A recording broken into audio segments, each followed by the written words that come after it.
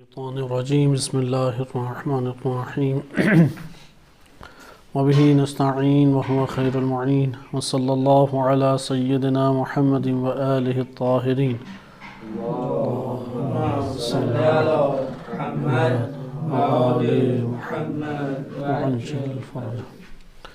سیاست امیر المومنین علیہ السلام از نہج البلاغہ آپ کی خدمت میں موضوع پیش کیا جا رہا تھا۔ ہم نے گزشتہ دروس میں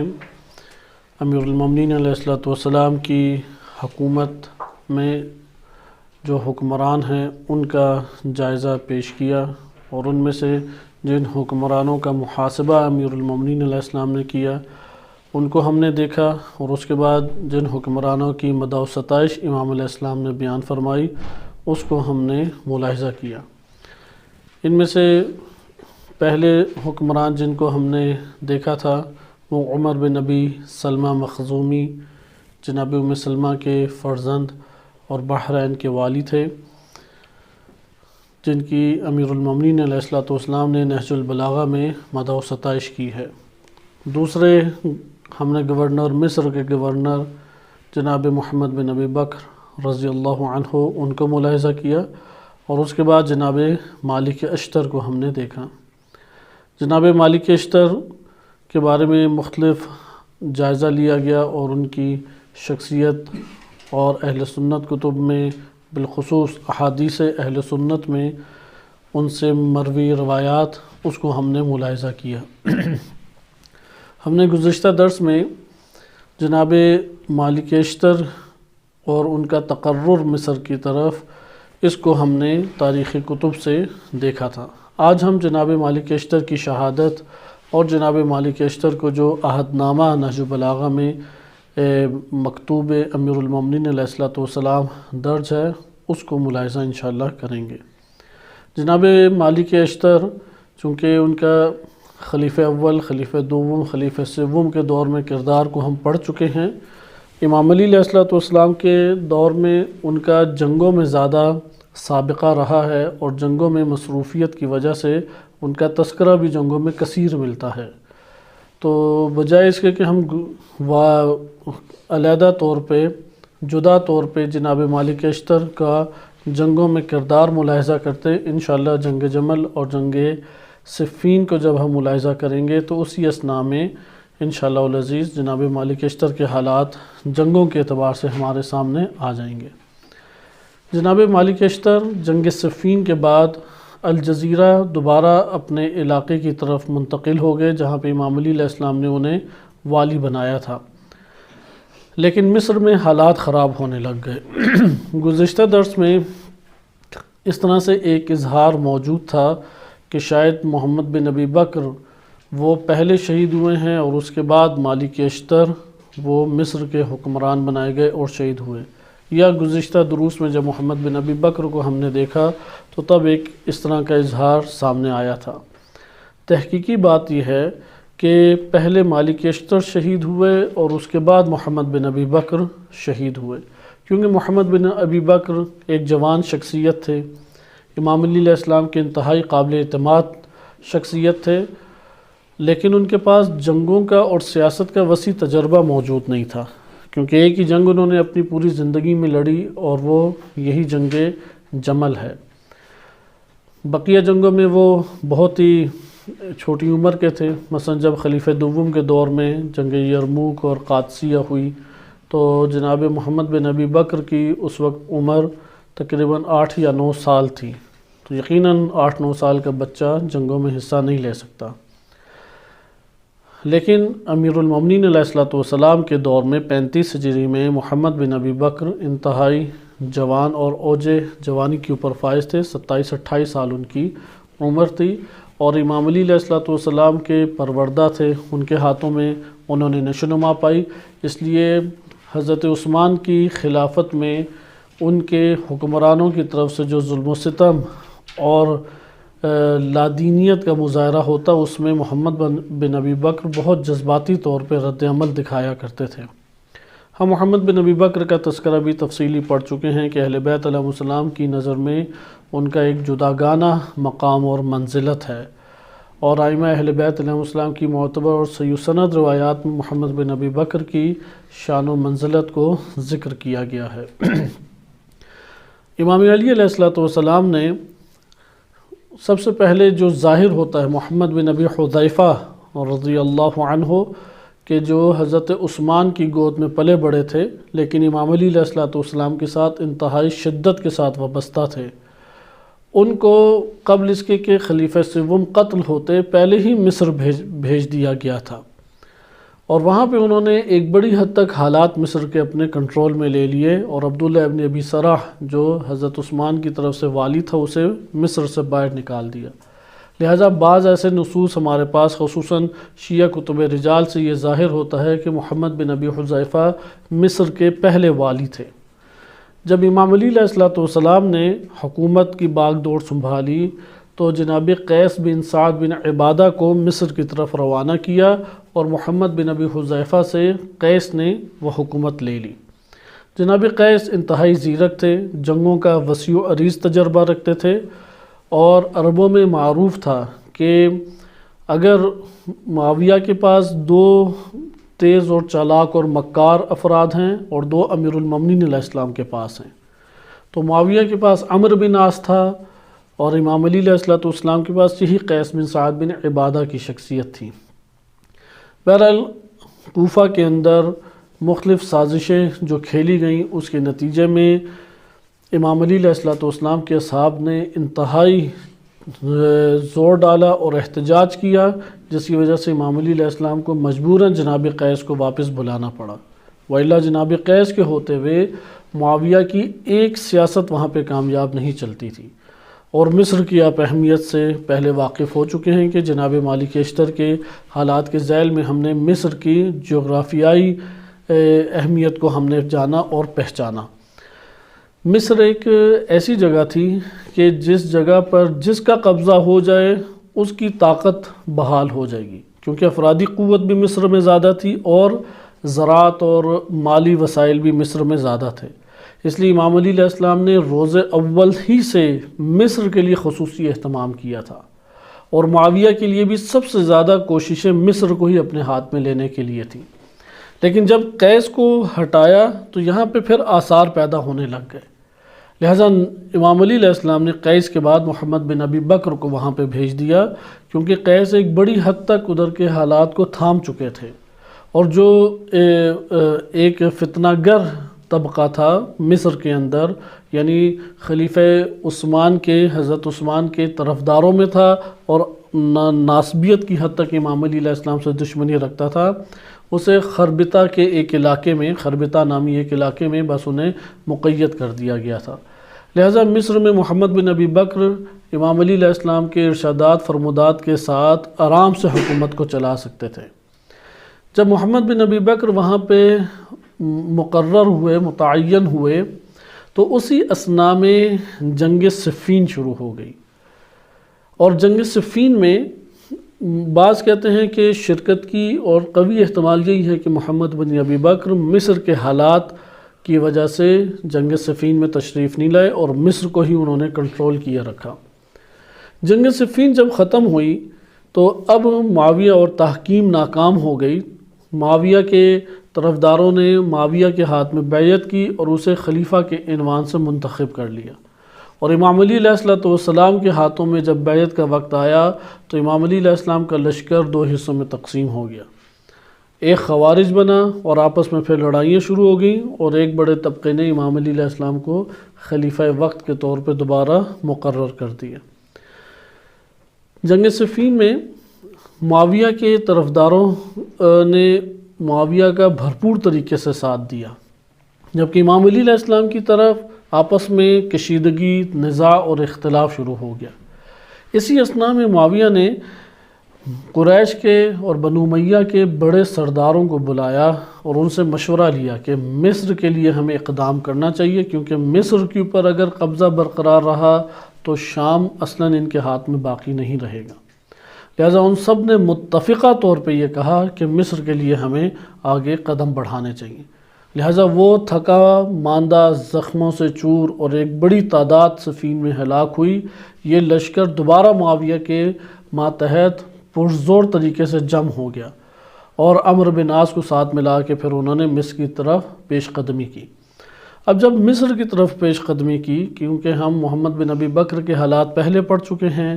وَإِلَّا مالک اشتر کے بعد ہم اس کا مطالعہ کرتے تو ممکن ہے زیادہ بہتر ہوتا۔ تو محمد بن ابی بکر وہاں پر موجود تھے، لیکن عمرو بن عاص چونکہ اسی کے ہاتھوں مصر کا علاقہ فتح ہوا تھا، اور عمرو بن عاص کو سیاست سے خوب ایک واقفیت تھی اور جنگوں کا ایک کمانڈر تھا عمرو بن عاص۔ اگرچہ ہمارے ہاں یہ جو تاریخی کتب میں فرار کے بارے میں آیا ہے وہ اپنی جگہ پہ بالکل درست ہے، لیکن اس کے باوجود جو جنگی چالوں کا سمجھنا ہے وہ ایک الگ صلاحیت ہے۔ اس لیے عمرو بن عاص کے پاس اس جنگی چالوں کی بھی خوب صلاحیت اور تجربہ موجود تھا، کیونکہ خلیفہ دوم کے دور میں بھی عمرو بن عاص نے انہی علاقوں کی کمانڈنگ کی تھی اور ان علاقوں میں اس نے بڑھ چڑھ کے حصہ لیا اور اس علاقے کو فتح کیا ہوا تھا۔ محمد بن ابی بکر کے پاس آئے روز گھیرا تنگ ہوتا جا رہا تھا، لہٰذا ایک طرف سے عمرو بن عاص کے ماتحت 6000 یا 2000 کا لشکر معاویہ نے بھیج دیا، اور دوسری طرف سیاسی اندر کشمکش جاری کر دی، یعنی سازشیں شروع کر دی۔ بعض قبائل کو خریدنا شروع کر دیا، جو ناصبی قبائل تھے امام علی علیہ السلام سے دشمنی رکھتے تھے، انہیں برملا طور پہ وہ میدان میں لے آئے، اور مصر میں کشیدگیاں شروع ہو گئیں، اور آہستہ آہستہ محمد بن ابی بکر سے لوگ کٹنا شروع ہو گئے، کیونکہ پروپیگنڈا کا لوگ شکار ہوتے ہیں۔ بہت سارے لوگ اپنے گھروں میں دھنس گئے، بعض جو ہیں وہ شبہات کا شکار ہو کے ان کے جذبات بیٹھ گئے، تو محمد بن ابی بکر کے آس پاس دائرہ تنگ ہونا شروع ہو گیا۔ انہوں نے بار بار امام علی علیہ السلام کو یہ بات ساری صورتحال لکھی۔ اسی اثناء میں امیر المومنین علیہ السلام نے الجزیرہ سے مالک کو بلا لیا۔ یہ بات طبری نے بھی ذکر کی ہے، الکامل نے بھی ذکر کی ہے، اور شیعہ کتب جیسے الغارات، الاختصاص،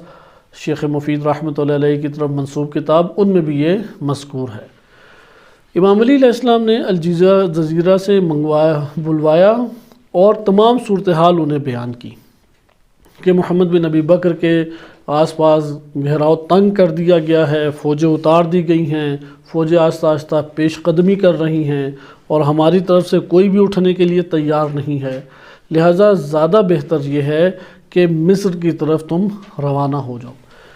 جو تاریخی کتب میں درج ہے، اس موقع پہ امام علی علیہ السلام نے فرمایا کہ مصر کے لیے 2 ہی شخصیات مناسب ہیں، یا قیس یا مالک۔ پھر قیس بن سعد کو کہا کہ ادھر جو فوجی طبقہ ہے یا سپاہی طبقہ ہے، اس کے اوپر نگرانی اور سربراہی ایک اہم مسئلہ ہے، لہٰذا تم ان کے اوپر سربراہ رہو، اور مالک کو حکم دیا کہ وہ وہاں پہ چلا جائے۔ امام علی علیہ السلام کے کہنے پہ جناب مالک نے وہاں سے حرکت کی۔ اس طرف توجہ رہے کہ جناب مالک اشتر سے پہلے بھی امام علی علیہ السلام نے بعض کو بھیجنے کے لیے اپنی خواہش کا اظہار کیا، کیونکہ محمد بن ابی بکر کو انہوں نے عارضی طور پہ مصر بھیجا تھا، کیونکہ قیس کے ذریعے سے حالات قابو میں آ گئے تھے، اور ایسے حالات تھے کہ وہاں پہ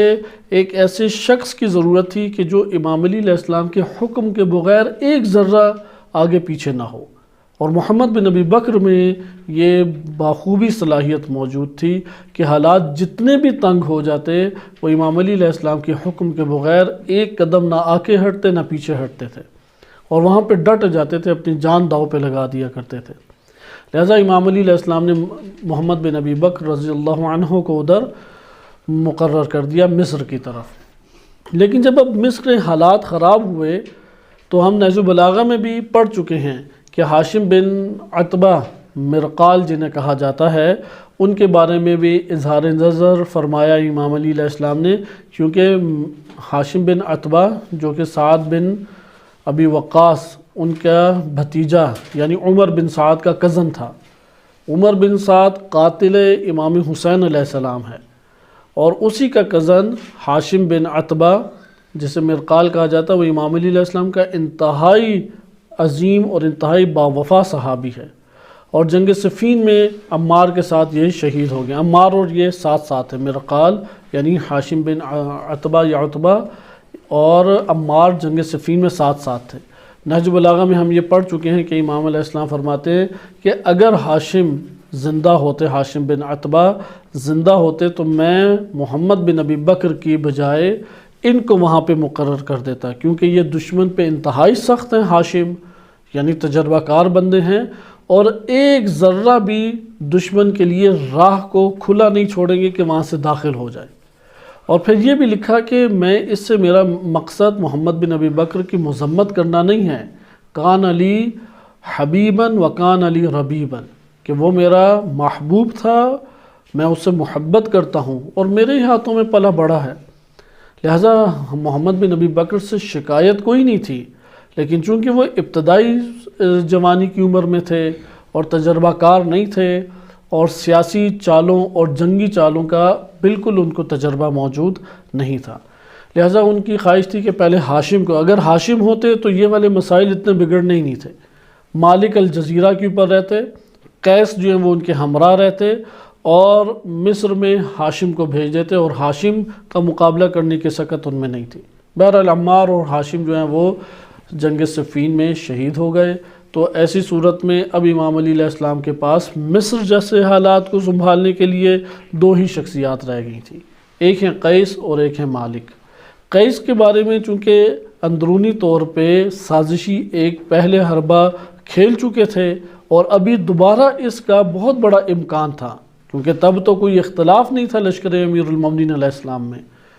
اور اب تو ایک اختلاف خارجیوں کا برپا ہو گیا، اس لیے قیس کو امام علی علیہ السلام نے نہیں بھیجا اور مالک کو ترجیح دی۔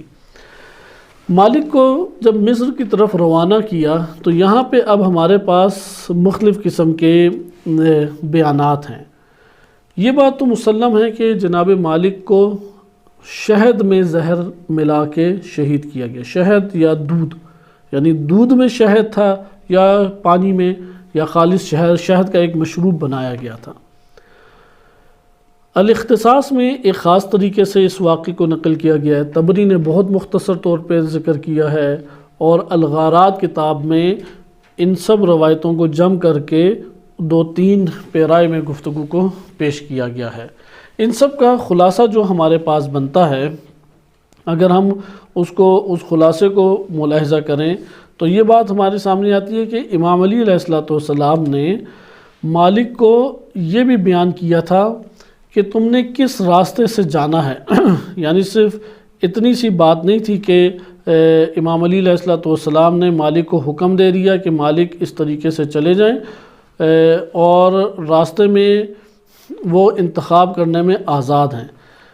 آپ کے سامنے نقشہ میں بھیج دیتا ہوں کہ جس سے آپ کو یہ پتہ لگ جائے گا کہ مالک کن کن راستوں سے گئے، کیونکہ راستوں کا جغرافیہ اگر ہمارے سامنے عیاں ہو جائے تو اس سے ایک بڑی حد تک معاملہ آسان ہو جاتا ہے۔ یہ نقشہ آپ کے سامنے جو بھیجا جا رہا ہے، اگر اس کے اوپر کھل جائے تو، اگر نہ کھلے تو بعد میں آپ اسے دیکھ سکتے ہیں۔ بہرحال نقشے میں آپ دیکھیں تو آپ کو معلوم ہوگا کہ مصر موجودہ نقشے کے مطابق فلسطین کے ساتھ لگتا ہے، جہاں وہ فلسطین کے ساتھ لگتا ہے وہاں پر ہی ایک دریا سمندر بھی ہے، جسے آپ بحر احمر بھی کہتے ہیں اور بحر قلزم بھی کہتے ہیں۔ آپ نقشے کو دیکھیں کہ جزیرہ عرب کا اطراف کا نقشہ ہمیں یاد کرنا ضروری ہے۔ جزیرہ عرب 3 طرف سے سمندر میں گھرا ہوا ہے، 3 طرف سے، ایک طرف یہ پاکستان طرف آ جاتی ہے اور ایران طرف آ جاتی ہے، دوسری طرف یمن ہے، اور تیسری طرف افریقہ کے بالکل مد مقابل ہے، اور افریقہ کے مد مقابل یہاں سے ایشیا تقسیم ہوتا ہے، سمندر پار افریقہ ہے اور سمندر کے اس طرف ایشیائی ممالک جزیرہ عرب کے ہمراہ ہیں۔ یہ جو آپ کو طرف میں بیان کر رہا ہوں یہ وہ طرف ہے کہ جو امیر المومنین علیہ السلام نے اس طرف رہنمائی بھی کی، یعنی افریقہ، کیونکہ مصر افریقہ میں ہے اور مصر اسی سمندر کے بالکل ساتھ سے شروع ہو جاتا ہے۔ اب مصر جانے کے کئی راستے ہیں۔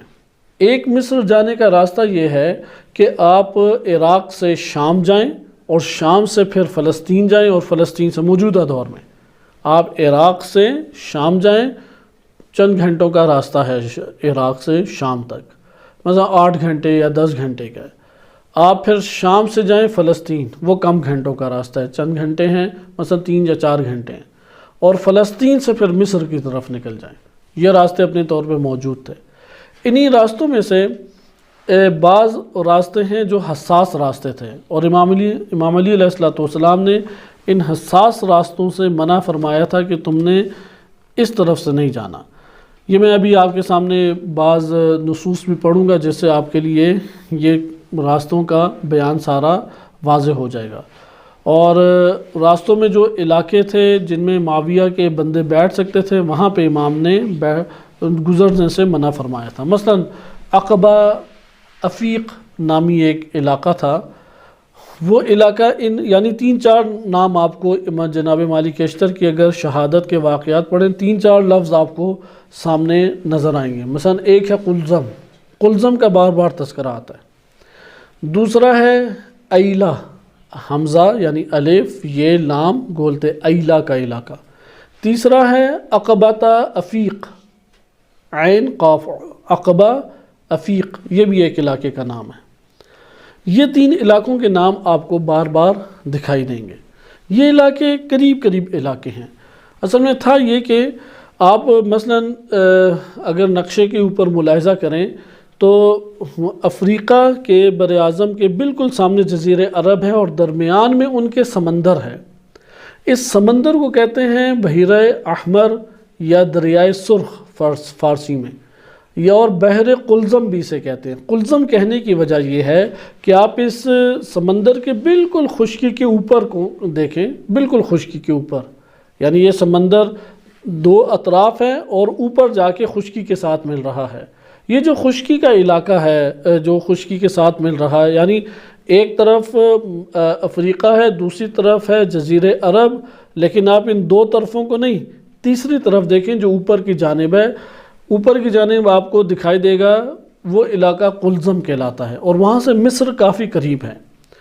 بعض معجم البلدان میں ذکر ہے کہ وہاں سے قلزم سے مصر 3 راتوں کے فاصلے پر ہے، اور بعض کتب میں ہے کہ 1 رات کے فاصلے پر ہے۔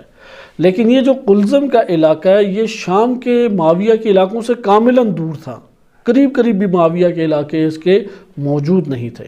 لہٰذا اختصاص کی عبارت میں آپ کے سامنے پیش کرتا ہوں کہ اس میں آپ ملاحظہ کریں، کیونکہ ہم اس کا پہلے والا حصہ پیچھے پڑھ چکے ہیں کہ امام علی علیہ السلام نے مصر والوں کو کیا خط لکھا اور ان کو کس طریقے سے اس کے اوپر ابھارا کہ وہ اس کا مالک اشتر کی کس طرح سے اطاعت کریں، یہ ہم پیچھے پڑھ چکے ہیں۔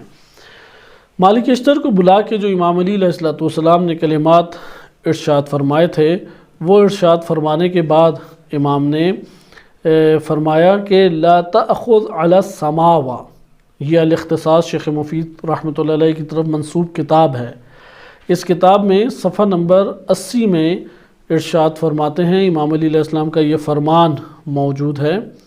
کہ لا تأخذ علی السماوہ، سماوہ کی طرف تم نے نہیں جانا، یعنی سماوہ کا راستہ اختیار نہ کرو۔ کیوں یہ علاقہ اختیار نہ کر؟ فَإِنِّي أَخَافُ عَلَيْكَ مِن مُعَاوِيَةَ وَأَصْحَابِهِ، کیونکہ مجھے خوف اور خدشہ ہے کہ معاویہ اور اس کے اصحاب تمہارے اوپر حملہ نہ کر دیں۔ یعنی سماوا مصر شام کے علاقوں کے قریب بنتا ہے، اور ادھر سے ایک راستہ معروف راستہ ادھر سے گزرتا ہے، تو وہاں پہ وہ حملہ کر سکتے ہیں۔ پھر امام نے آگے فرمایا، یہ والا بیان ہمارے دیگر کتب تاریخ میں نہیں ہے، یہ فقط شیعہ کتب میں یہ جملات آئے ہیں جو میں آپ کے سامنے اختصاص سے پڑھ رہا ہوں۔ پھر امام فرماتے ہیں وَلَكِنِّ الطَّرِيقَ الْأَعْلَى عَلَى الْبَادِيَةِ، بادیہ کہتے ہیں گاؤں اور دیہاتوں کو، صحیح ہے، گاؤں دیہات یا مضافاتی علاقے، ان مضافاتی اور گاؤں دیہاتوں کے اوپر کے راستے کو اختیار کرو، یعنی ان کے درمیان سے نہ گزرنا، ان کے اطراف سے تم گزرو، اوپر کے راستوں سے تم گزرو، اور گزرتے ہوئے کہاں پہ اس طرح سے گزرو حتی تخرج الی ایلہ، ایلہ کے مقام کے اوپر تم نکلو۔ ایلہ کا مقام کہ انشاءاللہ یہ نقشہ آپ کو بعد میں بھیج دیا جائے گا کہ یہ نقشہ ابھی نہیں کھلا۔ ایلہ کا مقام وہ علاقہ ہے کہ جو بالکل سمندر کے ساتھ ساتھ ہے۔ اگر آپ کے لیے نقشہ کھل جائے تو آپ دیکھیں گے کہ مثلا مکہ ہے، مکہ سے اوپر آپ جائیں اور سمندر سے سیدھا جاتے جائیں تو پھر وہ آہستہ آہستہ مڑنا شروع ہو جائے گا۔ یہ جو مڑنا شروع ہوتا ہے وہی ایلا کا علاقہ ہے، یعنی مصر کی طرف خشکی کا راستہ مڑنا شروع ہو جائے گا۔ جہاں پہ وہ خشکی کی طرف مڑنا شروع ہو وہاں پہ ایلا کا علاقہ، امام فرماتے ہیں کہ ایلا کے علاقے میں تم نے نکلنا ہے، اور ایلا کے علاقے سے پھر تم نے ساحل سمندر کے ہمراہ رہنا ہے، ساحل کو نہیں چھوڑنا،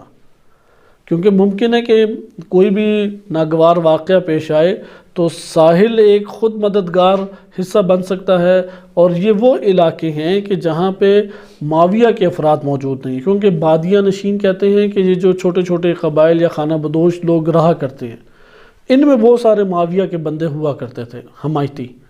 تو امام فرماتے ہیں کہ ان کے اوپر کا راستہ اختیار کرو، یہ جو بادیہ نشین اور چھوٹے چھوٹے دیہاتوں میں یا چھوٹے چھوٹے خانہ بدوش گروہ رہ کے زندگی بسر کرتے ہیں، ان کے درمیان سے نہیں تم نے جانا، کوئی بھی سازش وہ کھیل سکتے ہیں، ان سے تھوڑا جدا ہو کہ تم اوپر کا راستہ اختیار کرو، لیکن سمندر کی طرف رہو۔ سمندر سے جتنا ہٹتے جائیں شام کے قریب آپ چلے جائیں گے۔ اگر آپ نقشے کو آج بھی دیکھیں، آپ سمندر سے جتنا سائڈ پہ ہوتے جائیں گے بحر احمر یا بحر قلزم، اسی مناسبت سے آپ شام کے قریب ہوتے چلے جائیں گے۔ اس لیے امام علی علیہ السلام کی تاکید تھی کہ تم بالکل ساحل سمندر کے ساتھ ساتھ ثم ساحل مع البحر، سمندر کے ساتھ ساتھ تم روانہ ہو، حتی تأتیا ہا، یہاں تک کہ تم مصر میں داخل ہو جاؤ۔ ففعل،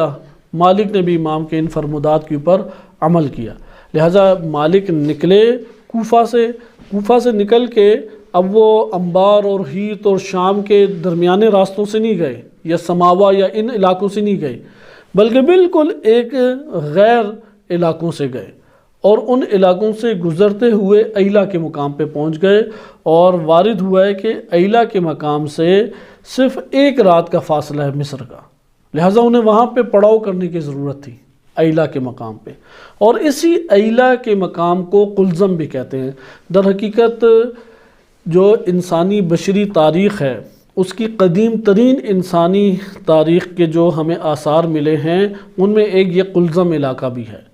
یہ ایلا اور قلزم کا علاقہ بھی ہے۔ یہ قدیمی زمانے سے یہی نام ہے اس کے، بہت قدیمی زمانے سے، یعنی انبیاء علیہ السلام کے دور سے،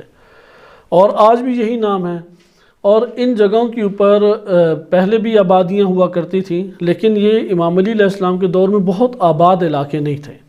لہٰذا امام نے ان جگہوں سے مالک کو گزرنے کا حکم دیا، کیونکہ انہیں شدید خدشہ تھا کہ معاویہ کو جاسوسوں نے تو خبر پہنچا دی، اور امام کو بھی پتہ تھا ان حالات میں جاسوس تو قابو نہیں آتے معاویہ کے، تو اس لیے معاویہ حتماً مالک اشتر کو شہید کرنے کی کوشش کرے گا، اس لیے انہوں نے محفوظ ترین طریقہ کار مالک اشتر کو اس کی طرف رہنمائی کی، اور ایلا میں ایک دن کا پڑاؤ ان کے لیے بنتا تھا، اور اگلے دن وہ مصر میں مالک اشتر پہنچ جاتے۔ ایک رات کا سفر، یعنی آپ یہ کہہ لیں کہ 24 یا 28 گھنٹے کا سفر اونٹ یا گھوڑے کے اوپر رہ گیا، تو انہیں اب رات پڑاؤ کرنے کے لیے ضرورت تھی۔ یہاں پہ واقعات اب مختلف ہیں۔ بعض واقعات ہمارے پاس ہیں کہ حضرت عثمان بن عفان، ان کا ایک غلام تھا، وہ اس ایلا کے مقام پر ان کے ہمراہ ہو گیا، یعنی ایلا سے پہلے ہی، ایلا کے پاس ہی عقبۃ رفیق جگہ ہے، عقبۃ رفیق جگہ کے اوپر بھی امام نے کہا کہ تم نے اس طرف سے جانا ہے، وہی ایلا کے، قلزم کے، عقبۃ رفیق کے، یہ ایک ہی راہ کے سارے علاقے آتے ہیں، ایک ہی راستے میں یہ سارے علاقے پڑتے ہیں، لیکن یہ علاقے اصل معروف جس نام سے اس کا نام ہے قلزم۔ قلزم ایک بہت بڑا علاقہ یا بڑا شہر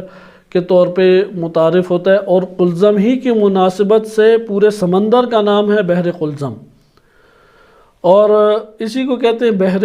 احمر بھی اس کا نام اس کو کہا جاتا ہے۔ خلاصہ کلام کہ مالک اشتر کو یہاں پہ اب بعض واقعات ہیں کہ عثمان بن عفان کا غلام راستے میں انہیں مل گیا، بعض واقعات ہیں کہ اس علاقے کے یہاں پہ ایلا کے مقام پہ جو آبادیاں تھیں، ان آبادیوں کے اوپر اثر و رسوخ پہلے ہوتا تھا معاویہ، اور کیونکہ حضرت عثمان کے دور میں معاویہ ہی یہاں سے سارے ٹیکس وصول کیا کرتا تھا، یعنی یہ یہاں پہ جو کھیتیاں تھیں اور زراعت تھی، اس زراعت سے محصولات اور نفع سارا کا سارا شام جایا کرتا تھا، لیکن جب امام علی علیہ السلام کی حکومت آ گئی تو یہ سلسلے ختم ہو گئے۔ تو وہاں پہ جو ایک آفیسر تھا، ٹیکس کا آفیسر، خراج لینے کا ایک ذمی یعنی اہل کتاب تھا، مسلمان نہیں تھا، تو جس کی ذمہ داری ہوتی تھی کہ وہ پہنچائے، کیونکہ عموماً خراج ان سے بھی وصول کیا جاتا تھا جو اہل کتاب ہے۔ بعض جزیہ اور خراج میں فرق نہیں کرتے اور بعض فرق کرتے ہیں، بہرحال یہ بحث جدا ہے۔ تو معاویہ نے وہاں کا جو آفیسر تھا اس کو خریدا اور کہا کہ اگر تم نے مالک اشتر کو شہد یعنی زہر پلا دیا، زہر کا جام پلا دیا، تو میں جب تک میں اور تم زندہ ہیں تب تک میں تم سے خراج وصول نہیں کروں گا، زراعت کا کوئی بھی حصہ تم سے وصول نہیں کروں گا۔ وہ اس لالچ میں آ گیا۔ یہ ہمارے پاس دوسرا بیان ہے، اور بقیہ اسی طرح چھوٹے چھوٹے ہیں۔ میں آپ کے سامنے سب سے پہلے الاختصاص سے تیزی سے پڑھ دیتا ہوں جو شیخ مفید نے ذکر کیا مالک اشتر کی شہادت کا بیان، کہ یہاں تک تو آپ نے دیکھا ففعل یعنی مالک اشتر نے ویسا ہی کیا جیسا امام علی علیہ السلام نے بیان کیا تھا۔ فلما انتہا الی ایلا، مالک اشتر جب ایلا کے شہر ایلا میں داخل ہوئے، وخرج منہا صاحبہ، تو اس مقام پہ ایک شخص ان کے ہمراہ ہو گیا جس کا نام تھا نافع۔ یہ شخص مولا عثمان بن عفان، عثمان بن عفان کا غلام تھا۔ فخدمہ، اس نے بڑی خدمت کی جناب مالک اشتر کی، والطفہ، وہ بڑا ان کے پر مہربان ہوا، حتی اعجبہ شأنہ، یہاں تک کہ مالک اشتر بڑے اس کی مہمان نوازی سے متاثر ہوئے۔ فقال لہ، تو مالک نے انہیں کہا کہ ممن انت، تم کون ہو؟ یعنی ان سے پوچھا کہ کیوں اتنی مہربانیاں کر رہے ہو؟ قال من اہل المدینہ، کہ میں مدینہ کا رہنے والا ہوں، مدینے والوں میں سے ہوں۔ قال من ایہم، مدینے میں تو بہت سارے ہیں، تمہارا کس سے تعلق ہے؟ قال مولا عمر بن خطاب، میں خلیفہ دوم کے غلاموں میں سے غلام ہوں۔ قال وَأَيْنَ تُرِيد، کہاں جانا چاہتے ہو؟ مالک نے اس سے پوچھا، تو اس نے کہا کہ مصر، میں مصر جا رہا ہوں۔ تو مالک نے کہا وما حاجتک بہا، مصر میں تمہیں کیا کام ہے، ادھر کیا لینے جا رہے ہو؟ قال اريد اشبع من الخبز، میں چاہتا ہوں کہ پیٹ بھر کے روٹی تو کھاؤں۔ فإن لا نشبع بالمدینہ، مدینہ میں تو جو فتنے ہیں اس میں تو ہمیں روٹی کھانے کو پیٹ بھر کے ملتی نہیں ہے۔ فرق لہ الاشتر، اشتر کو اس کے اوپر بہت رحم آیا۔ وقال لہ، اور مالک اشتر نے اسے کہا کہ الزمنی، میرے ساتھ ساتھ رہو، فإنی سأصیبک بخبز، تو میں تمہارے کھانے اور روٹی کا بندوبست کرتا رہوں گا۔ فلزمہ، وہ جناب مالک اشتر کے ساتھ ہو گیا، حتی بلغ القلزم، یہاں تک کہ وہ قلزم کے علاقے میں پہنچ گئے۔ ایلا اور قلزم اگر آپ نقشے میں دیکھیں بالکل یہ ایک ہی دکھائی دیتے ہیں، لیکن یہ چند 100 کلومیٹروں کا فاصلہ ہوتا ہے۔ تو ایلا سے قلزم اور قلزم سے ایک رات کے فاصلے کے اوپر مصر ہے، اس لیے ادھر لکھا بھی حتی بلغ قلزم وہو من مصر علی لیلتن، ایک رات کے فاصلے کے اوپر مصر ہے، قلزم سے مصر کی حدود ہیں۔ فنزل علی امرأۃ من جہینہ، وہ ایک خاتون قبیلہ جہینہ سے تعلق رکھنے والے ایک خاتون کے گھر میں جناب مالک اشتر ٹھہرے، جان پہچان کے لوگ تھے، کیونکہ قیس جب گئے تھے مصر تو وہ بھی اسی راستے سے گئے تھے، اور یہ راستہ اتنا پرامن تھا کیونکہ معاویہ کے اصلاً یہاں پہ افراد اور اس کا کوئی عمل دخل ان علاقوں میں نہیں تھا، اس لیے بہت پرامن تھا امام علی علیہ السلام کے افراد کے لیے۔ اور قیس بن سعد جب گئے تھے تو وہ 6-7 افراد اپنے خانوادے کے 6-7 افراد کے ہمراہ تھے، تو ادھر معاویہ نے جاسوس چھوڑے ہوئے تھے اور وہ جاسوس ملے، اور قیس بن سعد سے انہوں نے پوچھا تھا کہ کہاں جا رہے ہو؟ تو انہوں نے کہا کہ مجھے تو حضرت عثمان نے بھیجا ہے کہ میں مصر میں ان کی طرف سے تشریف لے جاؤں۔ تو وہ پھر یعنی انہوں نے اپنا معاملہ ظاہر نہیں ہونے دیا، تو اس لیے پھر ان جاسوسوں نے بھی کوئی ہیر پھیر نہیں کی، یا معاویہ نے جو افراد قتل و غارت کے لیے بھیجے تھے ان کے ہاتھوں سے قیس آرام سے مصر میں داخل ہو گئے، کیونکہ بہت معاملہ فہم تھے، وہ سوال جواب سے سمجھ جایا کرتے تھے کہ یہ کیا کرنا یا کیا لینا چاہ رہا ہے۔ تو اسی راستے سے مالک اشتر بھی گئے، ایلا کے مقام پہ یہ نافع مل گیا جو کہ حضرت عثمان کا غلام تھا کتاب الاختصاص کے مطابق، اور ایک جہینہ قبیلے سے تعلق رکھنے والی خاتون کے گھر میں وہ ٹھہرے۔ فقالت، تو اس نے جہینہ نے کہا، اس کلام سے پتہ لگ جاتا ہے کہ جہینہ پہلے سے ہی امام علی علیہ السلام اور مالک اشتر اور ان افراد کے ہمراہیوں میں سے ہیں، یعنی یہ علاقے اور یہ گھرانے یہ مشخص ہے کہ ان علاقوں میں پڑاؤ کیا کریں گے۔ تو اس خاتون نے کہا کہ ایُّ طعام اعجب بالعراق، عراق میں کون سا کھانا پسند کیا جاتا ہے، لوگوں کو بہت محبوب اور بہترین کھانا کون سا لگتا ہے؟ فَأُعَالِجَهُ لَكُمْ، میں وہی تمہارے لیے تیار کروں گی۔ قال، مالک اشتر نے کہا، الحیتان الطریہ، کہ جو مچھلی ہے تلی ہوئی مچھلی وہ بہت پسند کی جاتی ہے۔ فعالجتها له، تو مالک کے لیے اس خاتون نے اسی مچھلی کو تلا اور آمادہ کیا۔ فاکل، انہوں نے مچھلی کو کھایا۔ وکان ظل صائما فی یوم حار، مالک جو ہیں وہ گرم دنوں میں روزے سے رہا کرتے تھے۔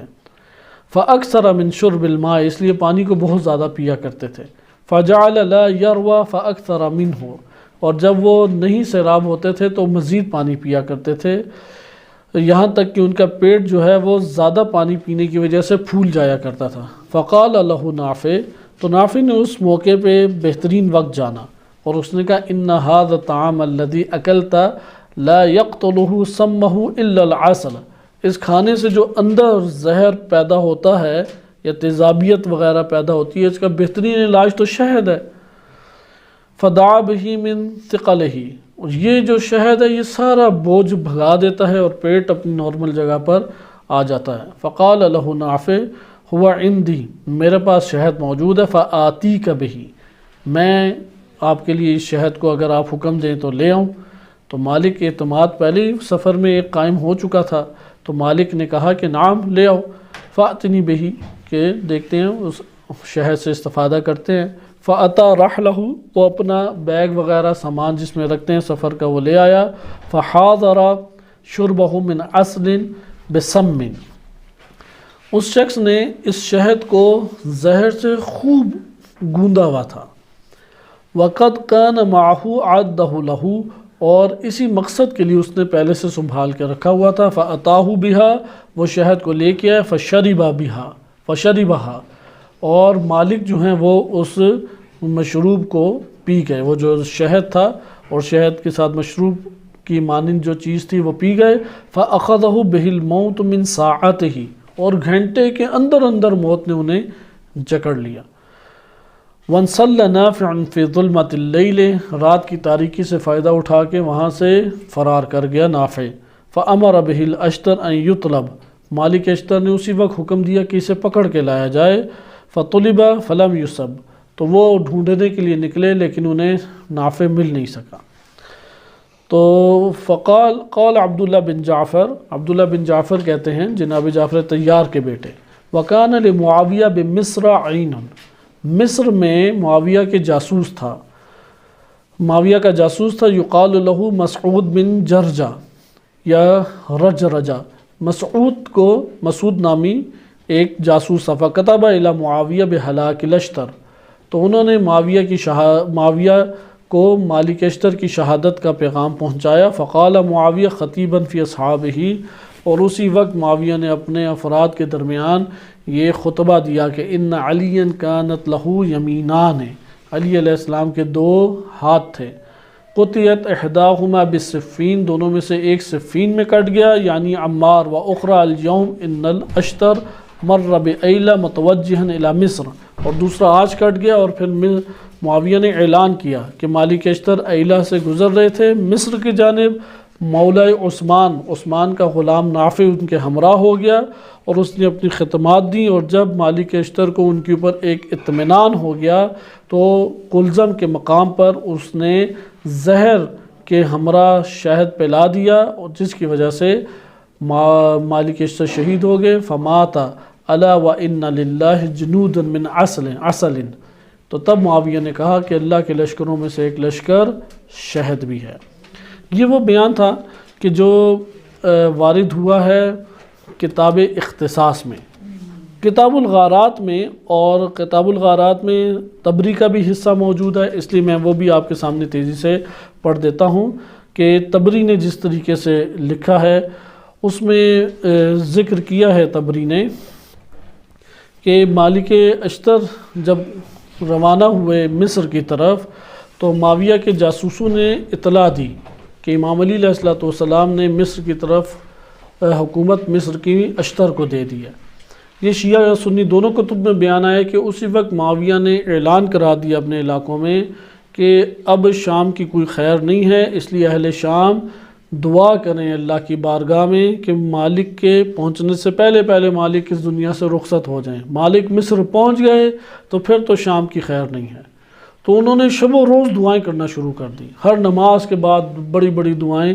مانگا کرتے تھے، اور آج بھی آل سعود جی کام کرتے ہیں۔ باطل والے وہ اپنے طور طریقے اختیار کرتے ہیں۔ تو بہرحال معاویہ اور شام والے گھبرا گئے، برے طریقے سے گھبرا گئے کہ جب مالک اشتر مصر کی طرف روانہ ہوئے۔ تو اس جگہ پہ مالک اشتر جب مصر کی طرف آگے بڑھے تو طبری نے یہ ذکر کیا ہے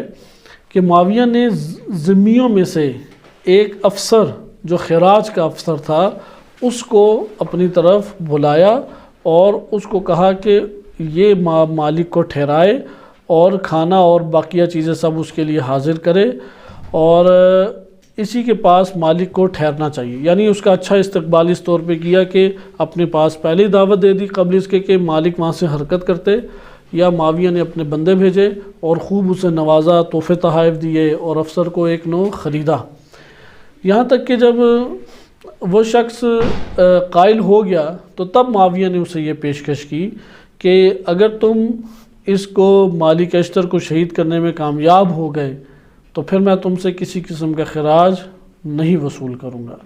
تو یہ مالک اشتر بھی وہاں پہ ٹھہرے، تو وہاں پہ اس شخص نے ایک دیہاتی کے ذریعے، دہقان، ایک کسان کے ذریعے سے اشتر کو، جو دہقان کسان مالک اشتر کو چارہ دیا کرتا تھا اور کھانا لے کے آیا کرتا تھا، تو وہاں پہ اسی کسان کے ہاتھوں شہد کا ایک گلاس بھیجوایا جس میں زہر ملا ہوا تھا، اور جیسے ہی وہ مالک اشتر نے شہد پیا تو پیتے ساتھ ہی ان کے شہادت ہو گئی۔ یہ وہ بیان ہے مختصر سا کہ جو طبری نے ذکر کیا ہے۔ اور مالک اشتر کے اس بیان جب شہادت کی خبر معاویہ کو ملی تو طبری نے بھی اور الکامل نے یہ ذکر کیا ہے کہ معاویہ نے منبر کے اوپر یہ اعلان کیا کہ علی کے دو سیدھے دانے دائیں ہاتھ پہ ہاتھ تھے، ایک صفین میں کٹ گیا اور ایک آج کٹ گیا، یعنی اشتر۔ یہ وہ مختصر سا طبری میں ذکر ہوا ہے۔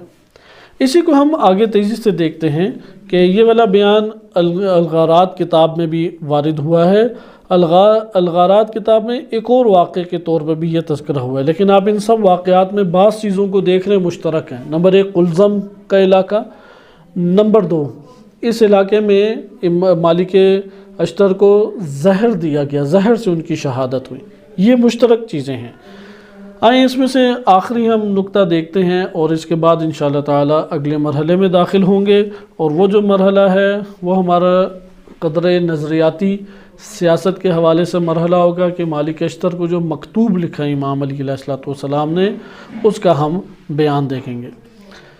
مالک اشتر کے بارے میں، شہادت کے بارے میں غارات میں عاصم بن کلیب نے اپنے باپ کلیب سے نقل کیا ہے کہ جب مصر کا والی بنا کے بھیجا اور معاویہ کو اس کی خبر ہوئی تو معاویہ نے ایک بندے کو مالک اشتر کے پیچھے بھیجا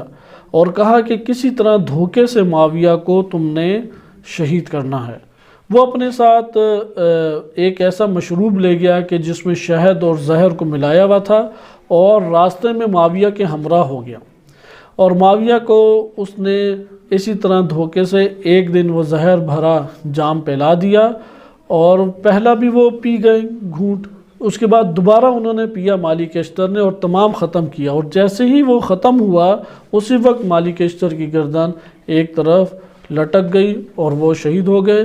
اور اس نے موقع سے فرار کیا اور وہ شخص ہاتھ نہیں آیا۔ آپ یہ بھی مسلسل دیکھ لیں کہ وہ شخص ہاتھ میں نہیں آیا، یعنی اس کا یہ مطلب ہے ان علاقوں میں معاویہ نے بندے بھیجے ہوئے تھے، اور ان بندوں کی معاویہ کے ساتھ وفاداری کو دیکھیں، کس قدر وہ وفادار تھے معاویہ کے ساتھ، اور تاریخ نے بعد میں جانے گئے، پہچانے گئے، انہی کو بعد میں عہدے ملے۔ غرض یہ کہ خلاصہ کلام مغیرہ بن ضبی اس نے پھر ایک اور اسی طریقے سے واقعہ نقل کیا اور یہ ساری چیزیں. البتہ یہ لکھا ہے کہ عمر بن خطاب کے غلاموں میں سے ایک غلام وہ مالک اشتر کے ہمراہ راستے میں ہو گیا اور اس نے مالک اشتر کی اطمینان کو اور بھروسے کو لینے کے لیے مسلسل امام علی علیہ السلام اور بنی ہاشم کے فضائل پڑھنا شروع کی. یعنی جتنے راستے وہ رہا وہ مالک اشتر کے سامنے امام علی علیہ السلام کے فضائل ہی ہمیشہ پڑھتا رہا، حتیٰ اطمأن الیہ الاشتر، یہاں تک کہ مالک اشتر کو اطمینان اور یقین ہو گیا کہ یہ اپنوں میں سے ہی ہے اور اس سے مانوس ہو گئے. پھر ایک دن اس نے مالک اشتر کے سامنے یہ پیش کیا مشروب جس میں سویق ہوتا ہے کہ گندم یا جو کے دانوں سے ایک مشروب خاص تیار کیا جاتا ہے، اور اس کو زہر ملایا تھا، شہد اور زہر اور سویق کے ساتھ ایک مشروب بنایا جس کو پیتے ساتھ ہی جناب مالک اشتر شہید ہو گئے. جناب مالک اشتر یہ بات حتمی ہے کہ مصر نہیں پہنچ سکے. یہ 2-3 واقعات تھے، لیکن آپ دیکھتے ہیں واقعات میں حقیقت میں ٹکراؤ نہیں ہے، یہ قابل جم چیزیں ہیں. مثلا اگر عثمان کا غلام لے لیں، اس نے پھر بھی یہی کہا کہ میں عمر بن خطاب کا غلام ہوں، تو ایسا ہو سکتا ہے کہ نافع جو ہے وہ پہلے حضرت عمر کا غلام رہا ہو اور اس کے بعد حضرت عثمان کا غلام ہو، اور جب وہ ان کے ہمراہ ایلہ کے مقام کے اوپر ہوا تو اس نے بھروسہ لینے کے لیے، بھروسہ حاصل کرنے کے لیے مسلسل جناب مالک اشتر کے سامنے امام علی علیہ السلام کے فضائل پڑھنا شروع کیے ہوں، ان کی بہت زیادہ خدمت کی ہو. اور وہ جو شہد ہے جس میں زہر تھا وہ اس نے اپنے کسی کیسے اور بیگ میں چھپایا ہوا تھا، اور مالک اشتر کی شان اس سے بلندتر ہے کہ وہ پہلے کسی کی ساری چھان بین کرے اور اس کے ساری تفتیش کرنے کے بعد ہمراہ کریں. تو اس نے موقع کی مناسبت سے وہ واقعہ جو اختصاص میں وارد ہوا ہے وہ ان سب میں جاندار ترین واقعہ ہے کہ مالک اشتر جو ہیں وہ خاتون کے گھر میں تھے، پیٹ بھر کے انہوں نے تناول فرمایا. تناول فرمانے کے بعد ایک انسان طبع انسانی ہے کہ وہ کچھ نہ کچھ میٹھا کھانا چاہتا ہے، تو تب اس نے زہر پیش کیا اور مالک اشتر جو ہیں وہ انجانے میں اس زہر کو پی گئے، اور اسی وقت وہ شخص وہاں سے رات کے اندھیرے میں فرار کر گیا. یہ سب سے حقائق کے قریب ترین تصویر ہمارے سامنے بنتی ہے. خلاصہ کلام کہ مالک اشتر جو ہیں وہ شہید ہوئے، معاویہ اور شام میں خوب اس کی خوشیاں منائی گئیں، جبکہ اس کے مقابلے میں امیر المومنین علیہ السلام انہوں نے انتہائی انہیں غم اور حزن اس کا ہوا. لہذا اختصاص میں وارد ہوا ہے کہ جب مالک اشتر کی شہادت کی خبر امیر المومنین علیہ السلام کو ملی تو وہ ممبر کے اوپر گئے اور ممبر پہ آنے کے بعد لوگوں سے خطاب فرمایا اور کہا کہ الا ان مالک بن حارث قد مضى نحبہ. یہ قرآن کی آیت کے الفاظ ہیں، مضى نحبہ، کہ مالک اشتر اللہ کی راہ میں شہید کر دیے گئے. وَأَوْفَى بِعَهْدِهِ، اور انہوں نے جو عہد و پیمان اللہ اور اپنے امام سے باندھا تھا اس عہد و پیمان کو انہوں نے وفا کیا. وَلَقِيَ رَبَّهُ، اور اپنے رب سے انہوں نے ملاقات کی. فَرَحِمَ اللَّهُ مَالِكًا، اللہ مالک کے اوپر رحمت نازل فرمائے. لَوْ كَانَ جَبَلًا لَكَانَ فَدًّا، اگر وہ پہاڑ ہوتے تو کوہ بلند ہوتے. وَلَوْ كَانَ حَجَرًا لَكَانَ صَلْدًا، کہ اگر وہ پتھر ہوتے تو انتہائی قیمتی پتھر ہوتے. لِلَّهِ مَالِكٌ وَمَا مَالِكٌ، کہ تمہیں کیا خبر کہ مالک کیا شخصیت تھے. وَهَلْ قَامَتِ النِّسَاءُ عَلَى مِثْلِ مَالِكَ، کیا مثل مالک خواتین کوئی شخص پیدا کر سکتی ہیں اب. وَهَلْ مَوْجُودٌ كَمَالِكَ، کیا مالک جیسا آج کوئی موجود ہے. قال فلما نزل ودخل القصر اقبل علیہ رجل من قریش، یہ کہہ کے امام علی علیہ السلام قصر الامارہ میں داخل ہو گئے، یعنی وہی جو پارلیمنٹ ہاؤس ٹائپ جگہ تھی، اور لوگوں کے ہجوم آنا شروع ہو گئے اور وہ تعزیت کرتے. فقالوا لشد ما جزعت علیہ ولقد ہلک، کہ آ کے بعض نے اعتراض کیا کہ آپ اتنا جزا فضا غم و حزن منا رہے ہیں، ٹھیک ہے وہ چلا گیا اس دنیا سے، مالک اس میں کیا ہے. قال اما واللہ ہلاکہ قد اعز اہل المغرب واذل اہل المشرق، کہ قسم بخدا مالک کا اس دنیا سے رخصت ہو جانا یہ مغرب یعنی شام والوں کے لیے قوت اور عزت کا باعث بنا ہے، اور ہم اہل مشرق کے لیے ذلت و رسوائی کا باعث بنا ہے. قال وبکا علیہ ایاماً، امام علی علیہ السلام کئی دن روتے رہے، وَحَزِنَ عَلَيْهِ حُزْنًا شَدِيدًا، اور شدید محزون اور غمزدہ ہوئے، وَقَالَ لَا أَرَى مِثْلَهُ بَعْدَهُ أَبَدًا، کہ کبھی بھی تا قیامت مالک کی مانند اب کوئی نہیں آ سکے گا۔ یہ امام علی علیہ السلام کا یہ اختصاص میں کلام آیا ہے کہ لا ارا، کہ میں نے مالک کی مثل کبھی بھی نہیں کسی کو دیکھا، مالک کے بعد مثل مالک مجھے کبھی کوئی دکھائی نہیں دیا۔ تو مالک اشتر کا یہ بیان آپ نے الاختصاص میں ملاحظہ کیا۔ بعض چیزیں الغارات میں وارد ہوئی ہیں اور وہ اس سے قریبی ہیں کہ صعصع بن سوحان کی زبانی، کیونکہ اس سے پہلے آپ نے اختصاص میں ملاحظہ کیا، اور اختصاص میں جو بیان وارد ہوا ہے وہ عوانہ ہیں، صحابی منہال بن جبیر نے عوانہ سے نقل کیا ہے، لیکن اب صعصع بن سوحان خود بڑے جلیل القدر ہیں، ان کا بھی انشاءاللہ تعالی تفصیلی بیان آپ کی خدمت میں آئے گا۔ صعصع بن سوحان کہتے ہیں کہ جب امام علی علیہ السلام کو مالک اشتر کی شہادت کی خبر ملی تو فرمایا اِنَّ لِلَّهِ وَإِنَّا إِلَيْهِ راجعون والحمد للہ رب العالمین، کہ ہم اللہ ہی کی طرف سے ہیں اور اسی کی طرف ہم نے لوٹ کر جانا ہے، اور تمام حمد و ثنا فقط اللہ رب العالمین کے لیے ہے۔ اللہم انی احتسبہ عندک، کہ بار الہا میں تیرے پاس صبر کرتا ہوں، یہ جتنے مشکلات اور مصائب ہیں تیری بارگاہ میں یہ اپنے وجود کے اندر صبر جھیلتا ہوں۔ فَإِنَّ مَوْتَهُم مِّن مَّصَائِبِ الدَّهْرِ، مالک کی موت زمانے کے مصائب ہیں میرے لیے، یعنی پورے زمانے کے مصائب اکٹھے کر دیں تو ایک مالک کی موت کا مجھے مصیبت میرے لیے گویا کہ پورا زمانے کی مصیبتیں میرے اوپر آن پڑی ہیں۔ فرحم اللہ مالکن، اللہ مالک کے اوپر رحمت نازل فرمائے، فقد وفا بعہدہ وقضا نحبہ، کہ اس نے اپنے عہد و پیمان کو پورا کیا اور اللہ کی راہ میں شہید ہو گئے۔ وَلَقِيَ رَبَّهُ، اور اپنے رب سے ملاقات کی، مع ان قد وطن انفسنا علی ان نصبر علی مصیبت، کہ در حالانکہ ہم نے یہ عہد و پیمان اپنے ساتھ باندھا ہوا ہے، یعنی ہم نے اپنے وجود کو اس بات کے لیے قرار دیا ہوا ہے کہ ہم ہر مصیبت پہ صبر کریں گے۔ بعد مصابنا برسول اللہ، نبی صلی اللہ علیہ وسلم کی رحلت سے جو ہمیں غم پہنچا تھا، اس کے بعد ہر غم سہنے کے لیے اپنے نفس کو ہم نے حاضر کر دیا ہے۔ فَإِنَّهَا أَعْظَمُ الْمَصَائِبِ، کہ یہ مصیبت جو ہمارے اوپر پڑی ہے یہ سب سے بڑھ کر مصیبت ہے۔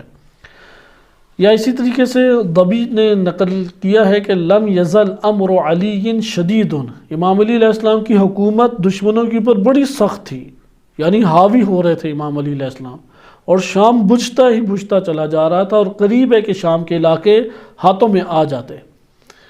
حتیٰ مات الاشتر، یہاں تک کہ مالک اشتر شہید کر دیے گئے۔ وکان الاشتر اسود بن الاحنف بالبصرہ، بصرہ میں عثمان بن احنف نے یا حنیف نے آ کے جو قوت حاصل کی تھی اس سے کئی بڑھ کر سید و سردار وہ جناب مالک اشتر تھے۔ ایک خطبہ، اب مالک اشتر کا اپنا تعلق نخعی قبیلے سے تھا، یعنی یمن سے تھے۔ یمن میں مزہج قبیلہ اور مزہج کی ایک شاخ ہے نخعی، یہ ہم پہلے پڑھ چکے ہیں۔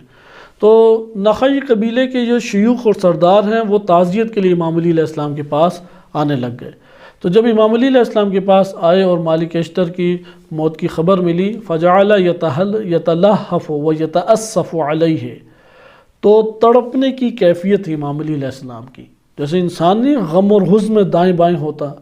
اس طریقے سے، یعنی وہ قبیلے والے حیران تھے کہ اتنا غم ہمیں نہیں ہوا جتنا امام علی علیہ السلام کو غم ہوا ہے۔ یعنی آپ مسلسل دیکھ رہے ہیں کئی دنوں تک روتے رہے،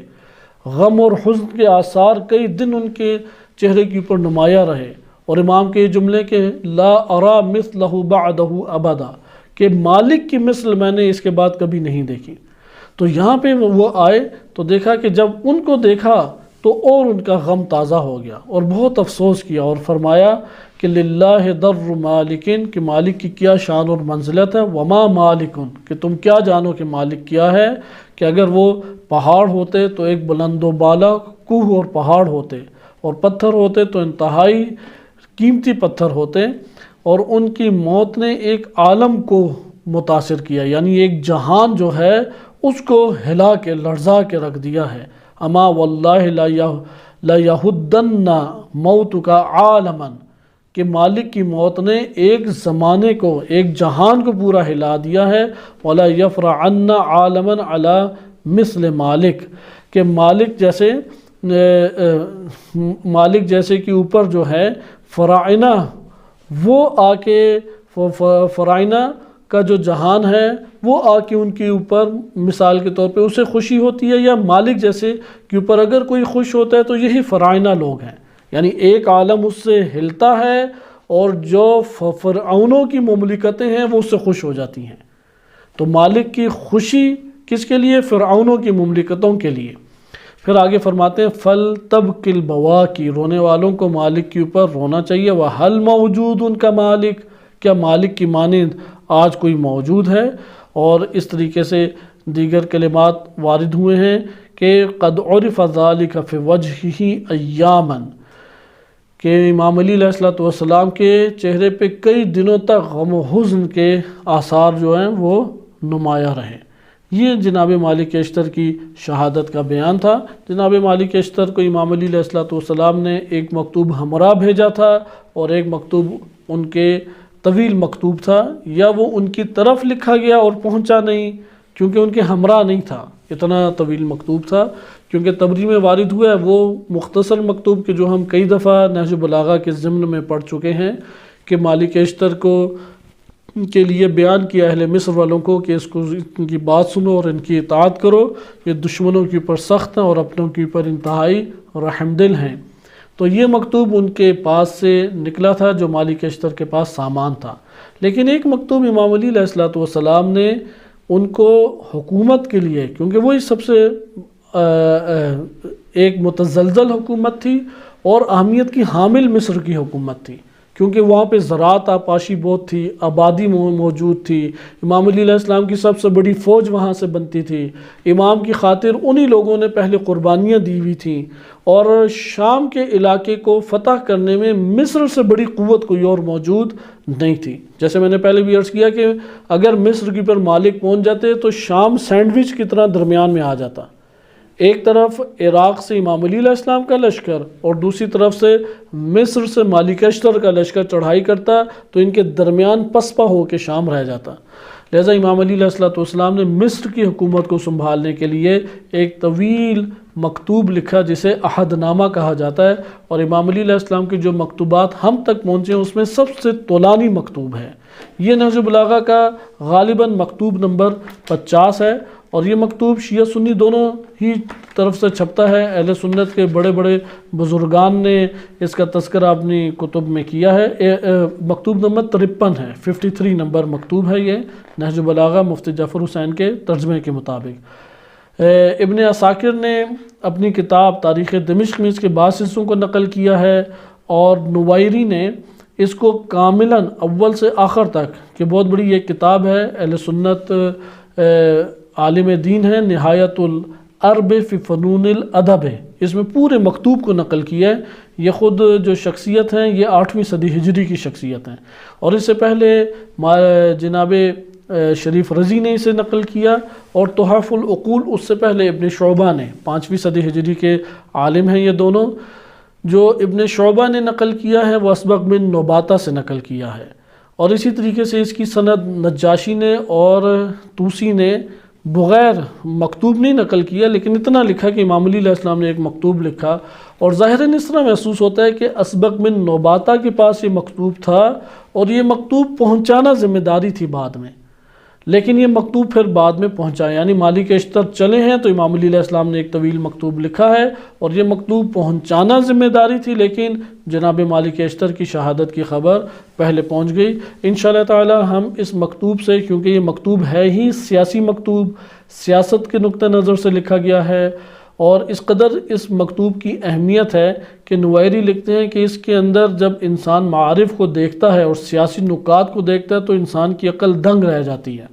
پاکستان میں کئی دفعہ جماعت اسلامی نے اس مکتوب کو چھاپا ہے، اور امام علی علیہ السلام کی طرف اس کی نسبت کو وہ قبول کرتے ہیں۔ اگر آپ خالی سندوں کی بحث کریں تو ممکنہ سندوں سے ثابت نہ ہو سکے، سندوں سے فقط یہ ثابت ہوتا ہے کہ امام علی علیہ السلام نے ایک طویل مکتوب لکھا، لیکن اس طویل مکتوب کے کلمات ممکن ہے کہ آپ کو سندوں کے طور پہ نظر نہ آئیں، لیکن اس کے معارف کی اگر رعایت کریں تو یہ بلا شک و شبہ شیعہ سنی اکثر اہل سنت جو سیاسی اور اجتماعی امور سے واقفیت رکھتے ہیں وہ اس مکتوب سے انتہائی درجے تک متاثر ہیں۔ ہم اس مکتوب کو